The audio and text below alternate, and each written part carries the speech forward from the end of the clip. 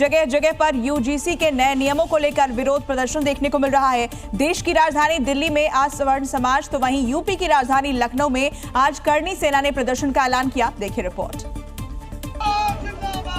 प्रदर्शन की तस्वीरें सरकार की चिंता जरूर बढ़ा सकती हैं। यूजीसी के नए नियमों को लेकर जगह जगह भारी विरोध प्रदर्शन देखने को मिल रहा है। दूसरे राज्यों से होते हुए ये विरोध अब राजधानी दिल्ली तक पहुंच गया है।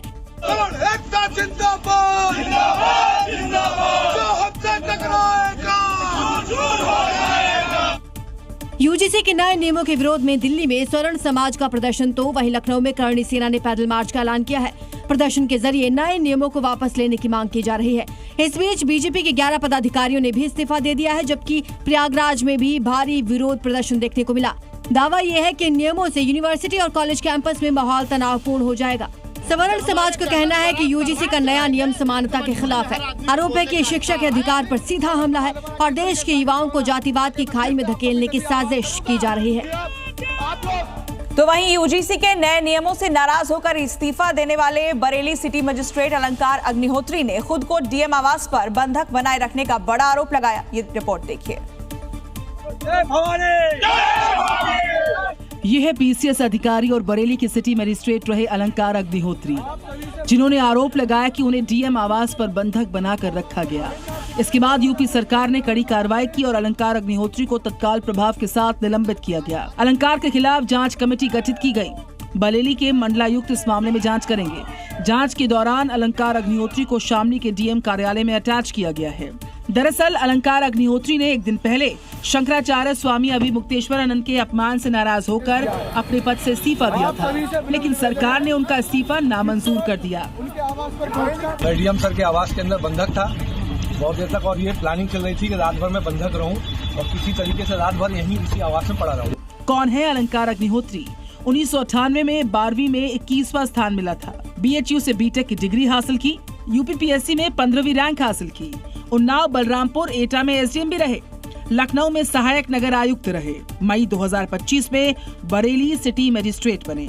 हालांकि आरोपों के बीच में बरेली के जिलाधिकारी ने सिटी मजिस्ट्रेट के बंधक बनाए जाने के आरोप का खंडन किया है और कहा कि 45 मिनट चली इस बातचीत में सिटी मजिस्ट्रेट के इस्तीफे के कारण जानने की कोशिश हुई है। अभिमुक्तेश्वरानंद ने निलंबित अधिकारी अलंकार से बातचीत की और अलंकार को शंकराचार्य ने बड़े पद का ऑफर भी दिया। अलंकार अग्निहोत्री के इस्तीफे देने के बाद शंकराचार्य अभिमुक्तेश्वरानंद ने उनसे बातचीत की। इस दौरान उन्होंने सरकार से बड़ा पद देने का ऑफर दिया। यही नहीं, शंकराचार्य ने इस्तीफे पर दुख भी जताया है। जी नारायण, कैसे हैं आप? हम लोगों के मन में दो तरह की प्रतिक्रिया आपके समाचार सुनने से हो रही है। एक तो दुख हो रहा है कि कितनी लगन से आपने पढ़ाई लिखाई की होगी, तब जाकर के इस पद पर आप आए होंगे। आज एक झटके में आपका पद चला गया। लेकिन दूसरी तरफ आपने जिस तरह से सनातन धर्म के प्रति, सनातन धर्म के प्रतीकों के प्रति अपनी गहन निष्ठा का प्रदर्शन किया है, उससे पूरा सनातनी समाज आह्लादित है और आपका खूब खूब अभिनंदन करता है। हम चाहते हैं कि आपके जैसे निष्ठावान लोग सनातन धर्म की सेवा में और आगे आएं। जो पद सरकार ने आपको दिया था, उससे बड़ा धर्म के क्षेत्र का पद हम आपको देने के लिए प्रस्ताव करते हैं।